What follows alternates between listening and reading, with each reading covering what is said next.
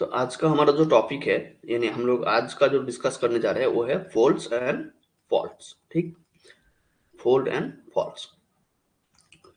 तो अभी तक हम लोगों ने और भी बहुत सारा क्वेश्चन, बहुत सारे चैप्टर से पीवाईक्यू का थीम देख लिया। हमारा प्लेलिस्ट से आप वो देख सकते हैं। आज का जो टॉपिक है वो हम लोग कर रहे हैं फोल्ड्स एंड फॉल्ट। तो इससे पहले दो क्वेश्चन है, मैं आपसे पूछ रहा हूँ कि हम लोग तो पीवाईक्यू एनालिसिस कर रहे हैं जो कि 2024 दिसंबर या फिर आगे भी काम आएगा। तो पीआईक्यू दो तरफ से एनालिसिस किया जा सकता है। एक है ईयर वाइज, यानी मान लीजिए 2024 अगस्त का जो एग्जाम हुआ उसका, तो वहां से एक ऐसा हो सकता है कि 1 to 100, मान लीजिए हर एक 5 क्लास, हर एक क्लास में 20 क्वेश्चन हम लोगों ने देख लिया, तो इस हिसाब से एक ईयर हम 5 क्लास में कवर कर सकते हैं। नंबर 1। नंबर 2, हम लोग अभी जो कर रहे हैं 2023 2023 से 2024 तक, यानी रिसेंट सबसे लेटेस्ट जो एग्जाम हुआ वहां तक, पहले हम लोग चैप्टर वाइज देख रहे हैं। यानी जो 10 यूनिट है उसका कौन सा चैप्टर है, और एक चैप्टर से अभी इतने इन दिनों में कितना क्वेश्चन आया है, ये हम लोग अभी कर रहे हैं। यहाँ से मुझे लगता है आपको ये फायदा होगा। एग्जाम जब आप दे रहे हैं, स्टूडेंट क्या करता है, जब एग्जाम दे रहा है तब पीवाईक्यू बहुत ज्यादा देखता है, लेकिन एग्जाम देने के बाद भी जब आप प्रिपरेशन मोड पे जाएंगे, तो प्रिपरेशन करने के टाइम आपको अगर पहले ही पता है कि इस चैप्टर से क्या क्या क्वेश्चन पूछा गया, तो शायद आप उस चैप्टर को उस हिसाब से तैयारी करेंगे। यानी जो कंसेप्ट ज्यादा पूछा गया वो जरूर पढ़ेंगे। जो कॉन्सेप्ट, यानी कॉन्सेप्ट मेरा मतलब है, एक तो है क्वेश्चन, क्वेश्चन किस बारे में पूछ रहा है, दूसरा है ऑप्शन, ऑप्शन में जो 4 है एक तो आंसर है, बाकी 3 कॉन्सेप्ट भी आपके लिए इंपॉर्टेंट है।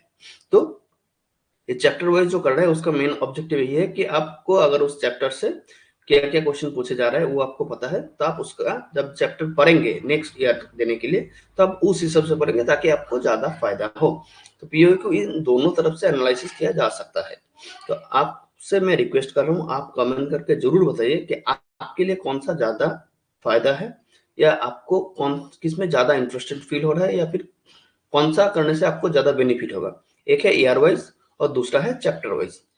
हम लोग का कमेंट सेक्शन में जरूर जानाइए।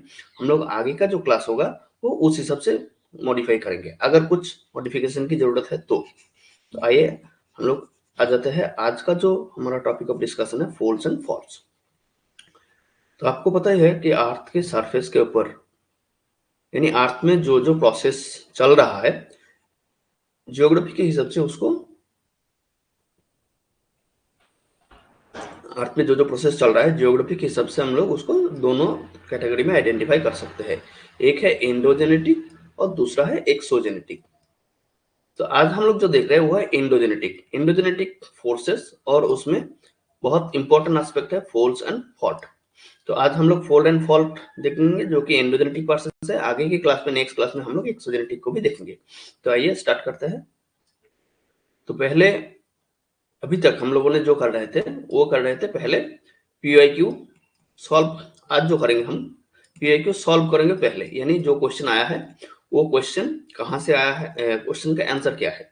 और दूसरा हम लोग देखेंगे कॉन्सेप्ट आइडेंटिफिकेशन, यानी जहाँ पे क्वेश्चन रिपीट हुआ है, जो कि बाद में आगे अगर आप पढ़ेंगे तो वहां से फायदा हो सकता है, फायदा ले सकता है। तो पहले पीआईक्यू सॉल्व करेंगे, फिर वहां पे जो रिपीट हुआ है, जहां पे आपको ज्यादा रिवीजन की जरूरत है, वो आइडेंटिफाई करेंगे।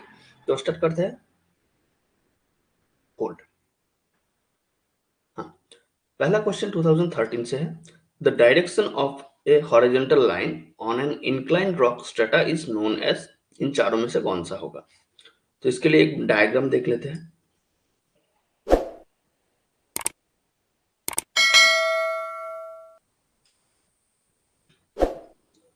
मान लीजिए एक फॉल्ट का पार्ट है, शायद फॉल्ट ऐसा था, तो हम लोग आधा ले लिया, तो अभी ये दिख रहा है ऐसा, यानी फॉल्ट पहले ऐसा था, तो हम लोग आधा दिख रहा है तो ऐसा दिख रहा है। अच्छा, इसमें लेयरिंग होगा, यानी एक लेयर ऐसा होगा और एक लेयर होगा। तो देख लेते हैं। तो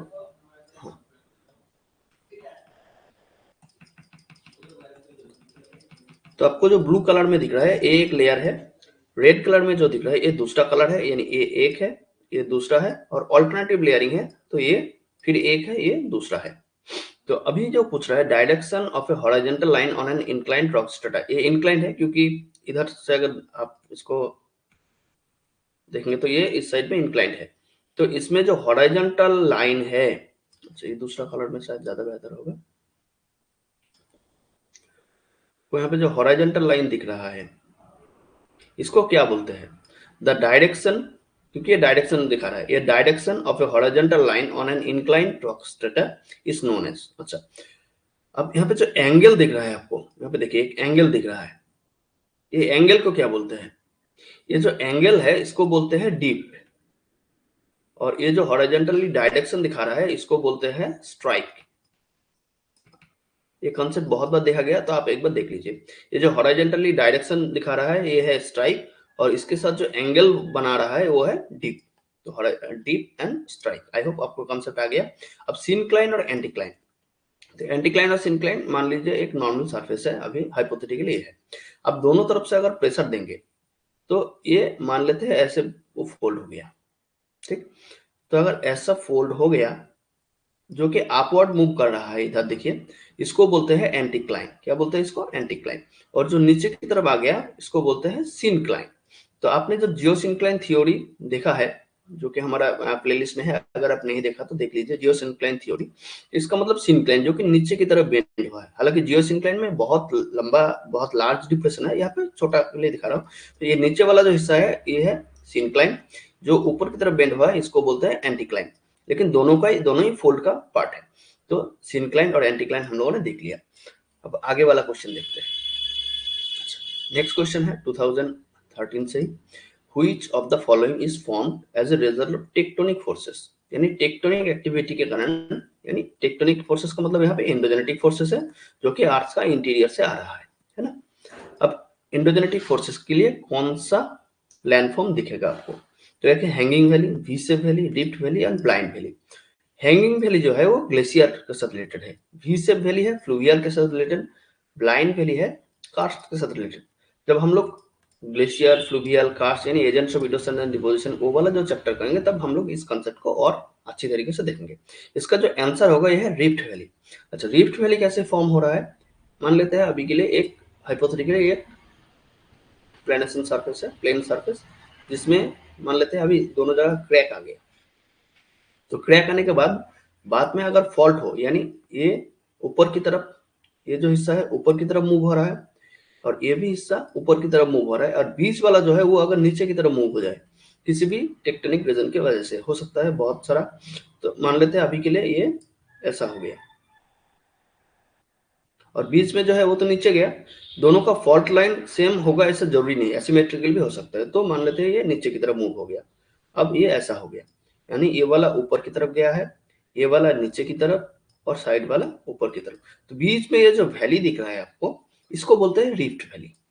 हम लोगों ने अभी जो रिफ्ट वैली देखा वो रिफ्ट वैली इधर दिखता है। तो टेक्टोनिक फोर्सेस के साथ साथ अगर बाद में अगर इसको बोले कि ये फॉल्ट के साथ रिलेटेड है तब भी ये रिफ्ट वैली होगा, ठीक। अच्छा, नेक्स्ट क्वेश्चन देखते हैं हम लोग। When does an escarpment appears? escarpment कब फॉर्म होता है, पहले तो एक बार देख लेते हैं escarpment क्या है। अच्छा, नॉर्मल लैंड अगर यहाँ से किसी हिसाब से ये अगर फॉल्ट हो जाए तो इसका फॉर्मेशन कुछ कुछ ऐसा होगा। तो ये हाई हो गया, ये लो। तो जो पीसेस ऑफ लैंड हाई और लो को डिवाइड कर रहा है, सेपरेट कर रहा है, उसको बोलते हैं एस्कार्पमेंट, यानी यहाँ पे एस्कार्पमेंट होगा ये। तो अब आंसर देख लेते हैं। When a land block move horizontally, हम लोगों ने ये जो देखा, एक है ऊपर की तरफ गया है, एक है नीचे की तरफ। तो यानी ये हॉरिजॉन्टली तो नहीं है, ये वर्टिकली है। हॉरिजॉन्टल अगर होगा तो ये जो होगा इसके बाद कुछ हिस्सा इधर जाएगा और कुछ हिस्सा इधर, लेकिन ऐसा नहीं हो रहा है, यहाँ पे हो रहा है ये एक ऊपर जा रहा है एक नीचे की तरफ। तो when does N escarpment appears, 2013 का क्वेश्चन है, इसका आंसर क्या होगा। When a land block moves horizontally, horizontally नहीं है। When a land block moves vertically, ये वर्टिकली तो मूव हो रहा है क्योंकि एक ऊपर की तरफ एक नीचे की तरफ। तो इसका जो आंसर होगा ये होगा 2। नेक्स्ट क्वेश्चन 2015 से है। ये क्वेश्चन देखिए, which one of the following is form due to tectonic forces, यानी question same to same repeat हुआ है 2013 से। अच्छा, कॉन्सेप्ट देख लेते हैं। इसका आंसर तो आपको पता ही है, ये रिफ्ट वैली होगा। हैंगिंग वैली जो कि ग्लेशियर के साथ रिलेटेड है। Super imposed valley and antecedent valley, ये जो है ये ज्यादातर फ्लूवियल के साथ रिलेटेड है। तो हम लोग जब फ्लूवियल चैप्टर करेंगे तब इसको और डिटेल में देखेंगे। लेकिन आप जब पढ़ रहे हैं तो रिफ्ट वैली के साथ साथ बाकी जितना भी मैंने आपको पहले ही बोला कि एक तो है आंसर, जो भी क्वेश्चन है एक आंसर है। क्वेश्चन आंसर के साथ साथ बाकी तीनों जो ऑप्शन है, यानी यहाँ पे 2, 3, 4, ये तीनों जो ऑप्शन है इसका जो कंसेप्ट है वो भी आपको पता होना चाहिए। अगर हैंगिंग वैली आपने पिछले जब क्वेश्चन था वहां से भी देखा है तो आप यहाँ से भी इसको एलिमिनेशन कर सकते हैं। नेक्स्ट क्वेश्चन देखिए 2017 से। The direction of a horizontal line on an inclined rock strata, ये क्वेश्चन भी सेम टू सेम रिपीट हुआ है 2013 से। हम लोगों ने ये क्वेश्चन देखा। अच्छा, आंसर क्या होगा इसका आंसर होगा स्ट्राइक। तो एंटीक्लाइन, डीप एंड सिंक्लाइन का जो कंसेप्ट है हम लोगों ने पहले ही डिस्कस कर लिया है, तो इसको और नहीं डिस्कस कर रहे हैं। नेक्स्ट क्वेश्चन देखिए, the direction of a horizontal line on an incline rock strata is termed as, यानी 2018 का क्वेश्चन है, सेम टू सेम ही क्वेश्चन है, इसका आंसर भी स्ट्राइक होगा। अच्छा, डीप का कंसेप्ट देख लिया, एंटीक्लाइन देख लिया, फ्री फेस। ये जो फ्री फेस है ये एलिमेंट्स ऑफ स्लोप है, यानी स्लोप का 4 एलिमेंट है जिसमें एक ऐसा है, ये है एलिमेंट्स ऑफ स्लोप। तो हम लोग जब स्लोप से जुड़ा हुआ प्रीवियस ईयर क्वेश्चन देखेंगे तब हम लोग इस कॉन्सेप्ट को देखेंगे। तो अभी आगे चलते हैं और इसका जो आंसर है वो है स्ट्राइक। फिर से देखिए 2019 में वही क्वेश्चन आया है, the direction of a dip in reference to strike is always at which of the following angles. थोड़ा सा क्वेश्चन ट्रिकी बना है, एक है डिप और एक है स्ट्राइक। हम लोगों ने दोनों का कॉन्सेप्ट देखा और दोनों के बीच में जो एंगल आ रहा है उसके बारे में पूछ रहा है। यानी अगर 2018 में जो क्वेश्चन या 2013 में जो क्वेश्चन आया वहां से अगर आप डीप और स्ट्राइक इन दोनों का कॉन्सेप्ट अगर आपने ठीक से देख के रखा था तो ये वाला क्वेश्चन का आंसर आप कर सकते थे। तो पहले वाला जो डायग्राम है वहां से हम लोग इसको समझ लेते हैं।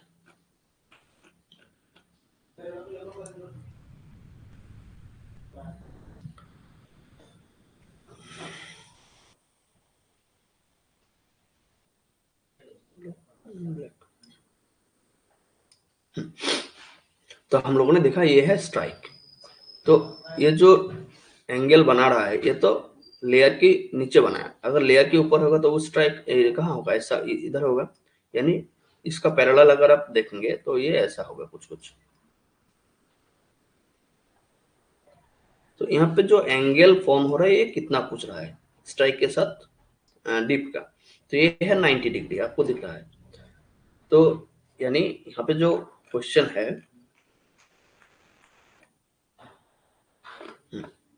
the direction of a dip with reference to strike is always at which angle? It is 90 degree, which is right angle.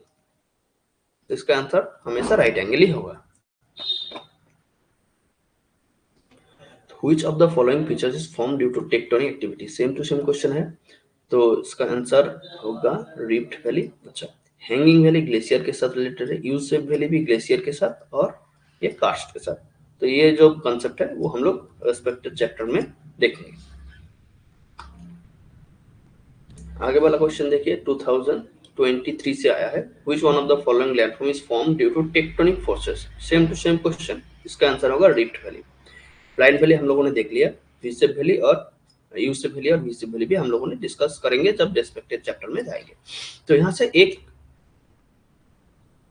Identification ये हो सकता है, देखिए पहले जो क्वेश्चन आया था वो तो बहुत पहले था 2013 से, अभी हम लोग जो देख रहे हैं वो है 2023।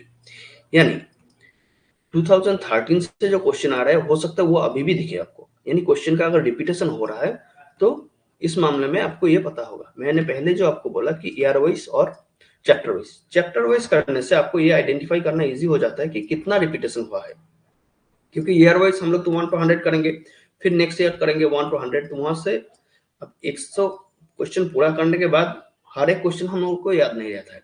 लेकिन जब आप चैप्टर वाइज करेंगे तब आपको ये आइडेंटिफाई करना इजी हो जाता है कि एक चैप्टर से क्वेश्चन कैसा रिपीट हुआ है। तो ये देखिए, which one of the following landform is form due to tectonic forces, that is rift valley, जो कि 2023 में आया है और आगे भी आ सकता है ऐसा क्वेश्चन। जो भी हम लोगों ने अभी तक इस चैप्टर से देखा, हो सकता है 2025-6 में ये क्वेश्चन फिर से दिखे आपको, यहाँ से रिपीटेशन। अच्छा, नेक्स्ट क्वेश्चन है दिसंबर 2013 से। ये क्वेश्चन पुराना है लेकिन क्वेश्चन थोड़ा इंपॉर्टेंट है, एक बार कंसेप्ट के साथ जुड़ा हुआ है, एक बार देख लेते हैं।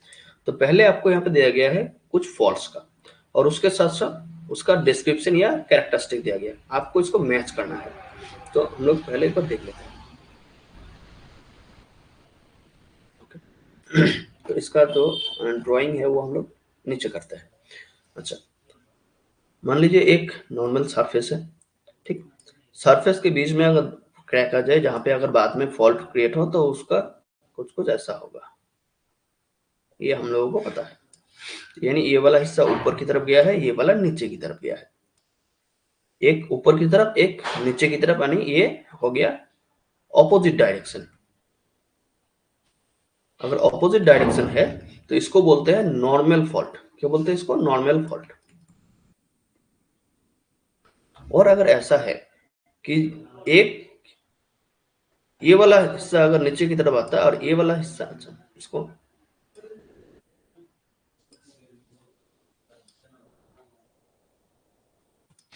अगर ये वाला हिस्सा नीचे की तरफ आता है और ये वाला हिस्सा ऊपर की तरफ, यानी अब ऑपोजिट नहीं है, अब ऑपोजिट तो है लेकिन टूवर्ड्स ईच अदर, यानी टूवर्ड्स। अगर टूवर्ड्स है तो इसको बोलते हैं रिवर्स फॉल्ट, ठीक। अच्छा, एक ऐसा भी होता है, अभी ये जो देखा, ये दोनों ही वर्टिकली मूव हो रहा है। कैसे हो रहा है? वर्टिकली। अगर ये हॉरिजॉन्टली मूव हो, यानी एक लैंडमास ऐसा है, ठीक है, तो यहाँ पे एक क्रैक आ गया, तो ये ऐसा क्रैक हो गया, ठीक। तो पहले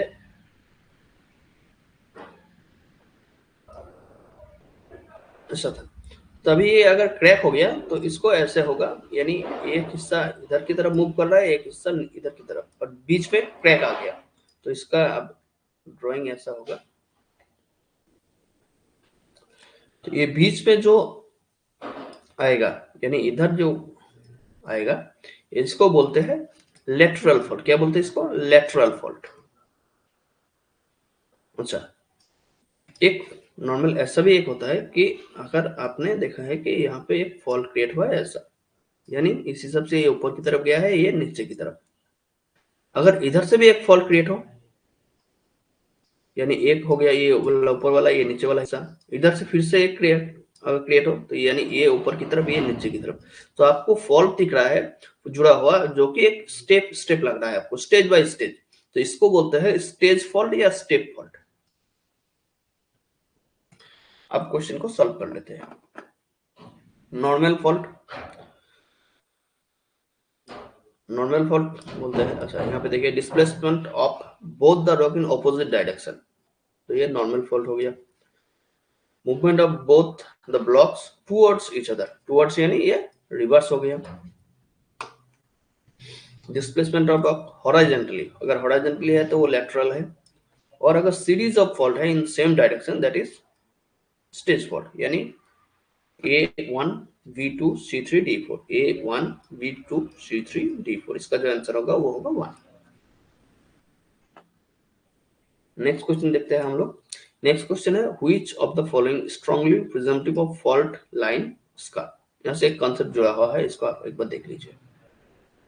हाँ, तो यानी फॉल्ट लाइन स्कार, प्रिजम्पटिव मतलब प्रीवियसली एज्यूम्ड। तो देख लेते हैं, एक यहाँ पे एक फॉल्ट है, ठीक है। तो पहले हम लोगों को दूसरा करा ले लेते हैं। तो यहाँ पे मान लीजिए सॉफ्ट रॉक है। क्या है इसको? Soft rock. आपको ये फॉल्ट दिख रहा है क्योंकि ये नीचे की तरफ मूव हुआ है, ये वाला हिस्सा ऊपर की तरफ मूव हुआ है और ये वाला हिस्सा नीचे की तरफ मूव हो रहा है।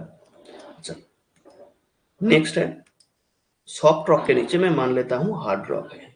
यहाँ पे ये हार्ड रॉक है।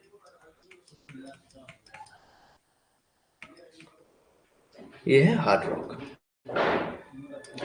तो जैसे नॉर्मल इरोजन होता है उस हिसाब से क्या होगा, उस हिसाब से सॉफ्ट रॉक जो है वो ज्यादा इरोडेड होता है, तो उसका रेजिस्टेंस कैपेसिटी कम होता है और उसलिए वो इरोडेड ज्यादा होता है। अच्छा, हार्ड रॉक जो है वो इरोडेड कम होता है, तो यानी वो प्रेजेंट रहता है और सॉफ्ट रॉक जो है इरोडेड ज्यादा होने की वजह से वो प्रेजेंट नहीं रहता है और हार्ड रॉक एक्सपोज हो जाता है। जब भी सॉफ्ट रॉक है वो इरोड होकर हार्ड रॉक एक्सपोज हो जाएगा, ये नॉर्मल कंडीशन में होता है। लेकिन यहाँ पे देखिए एक फॉल्ट है, तो ये जो सॉफ्ट रॉक है ये इरोडेड होने का चांसेस ज्यादा है, लेकिन बाद में भी अगर टेक्टोनिक एक्टिविटी की वजह से यहाँ पे फॉल्ट बरकरार रखे, यानी फॉल्ट फिर से हो रहा है, तो यानी सॉफ्ट रॉक जो है वो ऊपर की तरफ फिर से रहेगा। हालांकि ऐसा इरोजन की वजह से ऐसा नहीं होना चाहिए था, लेकिन फॉल्ट रहने की वजह से यानी टेक्टोनिक एक्टिविटी की वजह से ये फिर से वही कंडीशन रहेगा, यानी ऊपर सॉफ्ट रॉक जिसमें ये वाला टोपोग्राफी दिखेगा आपको और साथ में ये वाला टोपोग्राफी भी आपको दिखेगा। तो अगर बोल रहा है प्रिज्यूमटिव ऑफ फॉल्ट लाइन स्कर्प अगर है तो ये क्या बोल रहा है, ये बोल रहा है super impose drainage across fault जरूरी नहीं है। अच्छा, poor correlation between rock resistance and topographical form, इसका आंसर यही है। देखिए rock resistance and topographic form के बीच में रिलेशन उतना नहीं है। क्यों? क्योंकि रॉक रेजिस्ट अगर कर रहा है तो टोपोग्राफी उस हिसाब से फॉर्म होगी, यानी हार्ड रॉक रहेगा सॉफ्ट रॉक नहीं रहेगा, ऐसा होना चाहिए था, लेकिन यहाँ पे ऐसा नहीं हो रहा है। यानी इसका बीच में जो रिलेशनशिप है वो उतना खास नहीं है, उतना स्ट्रॉन्ग नहीं है। तो इसका आंसर क्या होगा? Poor correlation between rock resistance and topographic form. Next देखिए, एक्सेसिव फोल्डिंग की वजह से क्या होता है। तो रिवर्स फोल्ड क्या है हम लोगों ने कॉन्सेप्ट देख लिया, जियोसिंक्लाइन का कॉन्सेप्ट भी देख लिया। नेपे, इसका जो आंसर है ये नेपे है, हम लोग इसको डायग्राम से तरफ से देख लेंगे। ब्लॉक डिसइंटीग्रेशन जो है ये वेदरिंग का पार्ट है, तो हम लोग जब वेदरिंग वाला चैप्टर करेंगे तब शायद इसको कवर कर लेंगे अच्छे से। तो नैप कैसे है? अच्छा, नॉर्मली अगर एक सरफेस है हाइपोथेटिकली, अगर यहाँ से प्रेशर आ रहा है तो इसका फोल्ड होगा और ये कुछ कुछ ऐसा दिखेगा, ठीक है। तो ये ऐसा दिखेगा फोल्ड। तो बीच में अगर एक्सिस देखा जाए तो दोनों लिम्ब है, इधर लेफ्ट लिम्ब है, इधर राइट लिम्ब। अच्छा, मान लेता हूँ एक साइड में हो सकता है लेफ्ट या राइट, हम लोग देख रहे हैं लेफ्ट में। अगर लेफ्ट लिम्ब में ज्यादा प्रेशर आ जाए तो इस फॉल का जो डायग्राम होगा वो कैसा होगा? शेप फॉल का शेप ऐसा हो जाएगा, यानी एक्सिस अभी मिडिल में था, अभी मिडिल में नहीं है। अब देखिए एक्सिस अब इस बराबर आ गया। अच्छा, ये लेफ्ट लिम्ब था, मान लेते हैं यहाँ पे और ज्यादा प्रेशर आ गया, तब इसका क्या होगा? ये हो जाएगा ऐसा, यानी अब जितना प्रेशर आएगा ये उतना इस तरफ मूव करेगा। तो इस यहाँ पे देखिए आप, इसको बोलते हैं नेपे। कभी कभी नेपे की वजह से ऐसा होता है कि इतना प्रेशर आ जाए तो ये ऊपर वाला जो हिस्सा यानी यहाँ पे जो लेफ्ट लिम्ब था ये वाला कभी कभी यहाँ से आगे चला जाता है, यानी अब डायग्राम ऐसा हो जाता है। और नीचे वाला जो राइट लिम्ब था वो कुछ कुछ यहाँ से स्टार्ट, यानी अब देखेंगे तो लेफ्ट लिम्ब का एक्सटेंशन अभी राइट लिम्ब से ज्यादा हो गया, हालांकि ऐसा नहीं होना चाहिए था। यहाँ पे देखिए लेफ्ट लिम्ब इधर है, राइट लिम्ब का एक्सटेंशन इधर तक है। लेकिन नैप में क्या होता है, कभी कभी ओवर थ्रस्ट और अंडर थ्रस्ट का कॉन्सेप्ट आता है यहाँ पे, तो कभी कभी एक लिम्ब दूसरे को कवर कर जाता है, यानी लेफ्ट वाला जो है वो राइट वाला में कवर, राइट वाला से भी ज्यादा एक्सटेंड कर जाता है, ठीक है। तो इसको बोलेंगे नैप फॉर्मेशन। अच्छा, नेक्स्ट क्वेश्चन है which of the following is strongly presumptive of fault line scarp, 2016 में आया था, जो कि 2014 का क्वेश्चन है, रिपीट हुआ है। इसका आंसर होगा poor correlation between rock resistance and topographic form, हम लोगों ने पहले ये देखा है। आगे वाला क्वेश्चन देखिए, आगे वाला है down warping is produced on account which of the following action, जून 2019 का क्वेश्चन है, बहुत इजी क्वेश्चन है। क्रस्टल फ्रैक्चर, फ्रैक्चर का मतलब क्या है? फ्रैक्चर का मतलब सिर्फ दरारें हैं। अच्छा, क्रिस्टल बेंडिंग, बेंडिंग का मतलब ये ऊपर की तरफ भी हो सकता है नीचे की तरफ, तो एक बार नीचे की तरफ देख लेते हैं, ये है क्रिस्टल बेंडिंग। अगर डाउनवर्ड है यानी नॉर्मल सरफेस है, सरफेस नीचे की तरफ अगर बेंड हो जाए तो इसको हो जाएगा ऐसा डाउनवर्ड, तो ये है क्रिस्टल बेंडिंग। अच्छा, सबमर्जेंस और इमर्जेंस जो है वो लैंड एंड ओशियन का बीच का जो रिलेशन है वो उसको बताने के लिए, अगर ओशियन का जो सी लेवल है, सी लेवल ऊपर की तरफ हो गया हो सकता है सी लेवल नीचे तरफ चला गया। तो इसमें इमरजेंस और सबमर्जेंस वाला कॉन्सेप्ट आता है। जब हम लोग ओशियनोग्राफी का पीवाईक्यू देखेंगे तो ये कॉन्सेप्ट हम लोग को वहां से डिस्कस कर लेंगे, ठीक है। तो इसका आंसर जो होगा वो होगा क्रास्टल बेंडिंग। नेक्स्ट क्वेश्चन देखिए, in a fold if both limbs are parallel as well as horizontal. पहले पैरेलल है और हॉरिजॉन्टल है, तो नॉर्मली हम लोग जो एक फोल्ड ऐसा है, ठीक है। तो फोल्ड ये एक्सिस है फोल्ड का, ये है एक लिम, ये है एक लिम, यानी ये है लेफ्ट लिम और ये है राइट लिम। तो यहाँ पे लेकिन पैरेलल नहीं है। पैरेलल होने के लिए कैसा होना चाहिए? पैरेलल अगर होगा तो उसका फॉर्मेशन कुछ कुछ ऐसा होगा, उल्टा यू जैसा। अब यहाँ पे एक्सिस देखिए, तो यानी ये लेफ्ट लिम है, ये राइट लिम है। आपको इधर देखिए पैरेलल दिख रहा है। तो अगर बोथ लिम पैरेलल है एज वेल एज हॉरिजॉन्टल, लेकिन अभी भी ये हॉरिजॉन्टल नहीं है। अगर आप देखेंगे तो ये हॉरिजॉन्टल नहीं दिख रहा है। हॉरिजॉन्टल होने के वजह ये आपको ऐसा होगा, यानी ये जो है इसको इधर की तरफ मूव कर दीजिए, तब ये अगर हो गया और एक्सिस बीच में है, ये एक्सिस है। तो अब देखिए ये हॉरिजॉन्टल था, अब सॉरी ये अभी तक पैरेलल था और यहाँ पे हॉरिजॉन्टल प्लस पैरेलल आ गया। अच्छा, आइसोक्लाइनल, ये जो हॉरिजॉन्टल वाला आपको दिखा इसको बोलते हैं आइसोक्लाइनल फोल्ड, और हॉरिजॉन्टल के साथ साथ पैरेलल भी है, इसको बोलते हैं रिकम्बेंट फोल्ड।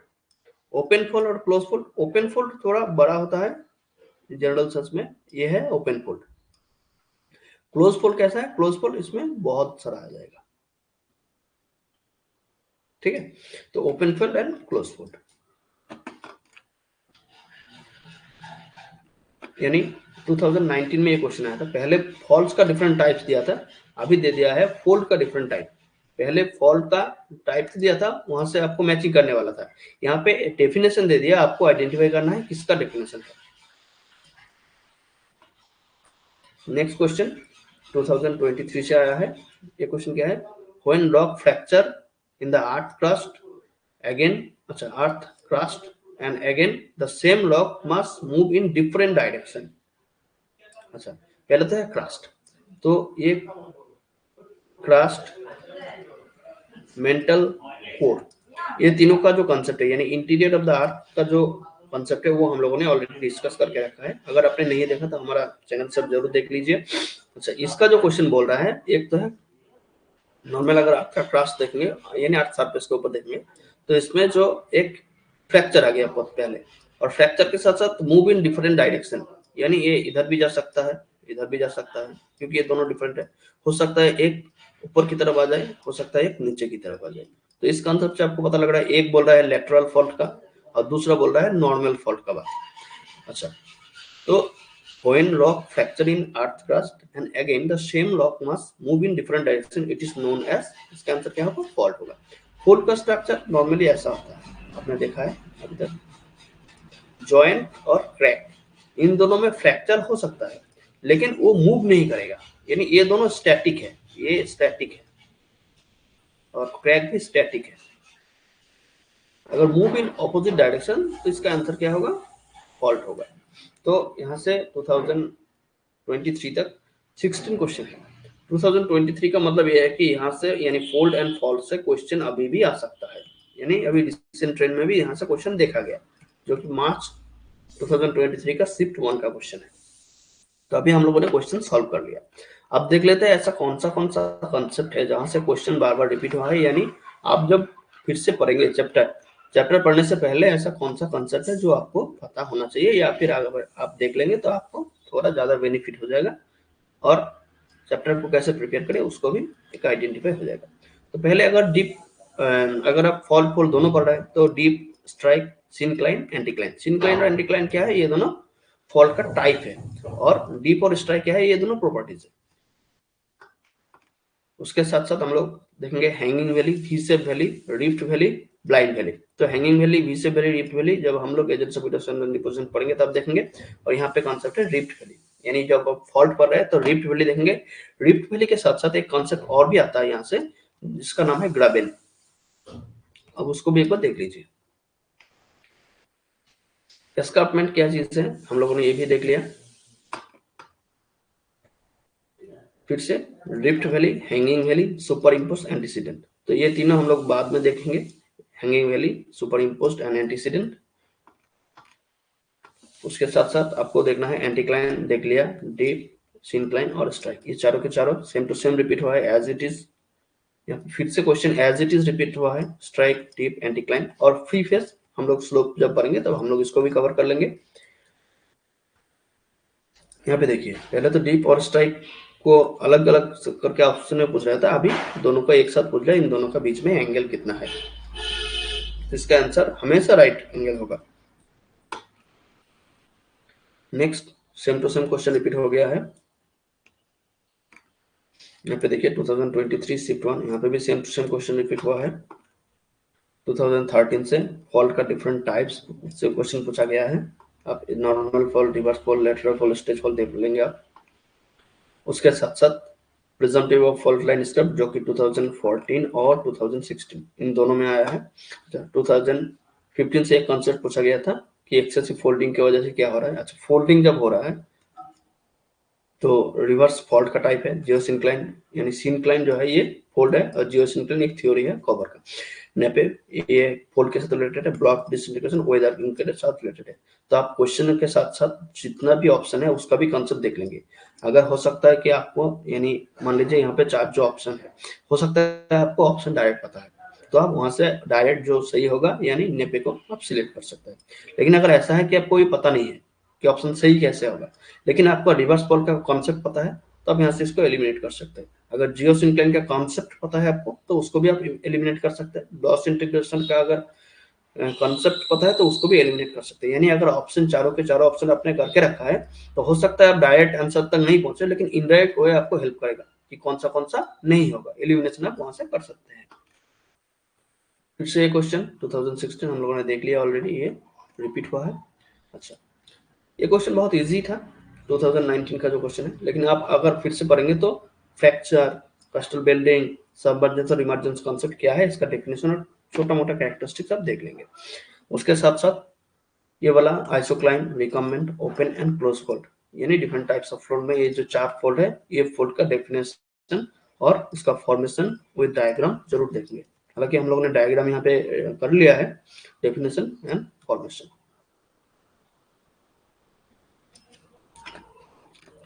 नेक्स्ट हम लोगों ने, ये भी इजी क्वेश्चन था थोड़ा, लेकिन थोड़ा ट्रिकी था क्योंकि जॉइंट और क्रैक ये दोनों स्टैटिक है और फॉल्ट में थोड़ा मूवमेंट दिख रहा है आपको अपोजिट डायरेक्शन में।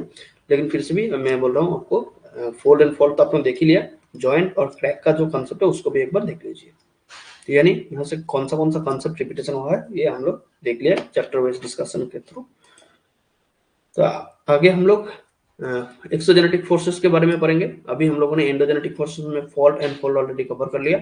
और आपसे फिर से रिक्वेस्ट है, हम लोगों ने यहाँ पे जो बोला पीआई को, अच्छा यहाँ पे जो हम लोगों ने बोला, एक है ईआर वाइज एनालिसिस और दूसरा है चैप्टर वाइज एनालिसिस। चैप्टर यानी एक पर्टिकुलर यूनिट जिसमें 10 यूनिट है और 10 यूनिट में हर एक यूनिट में कौन सा चैप्टर है।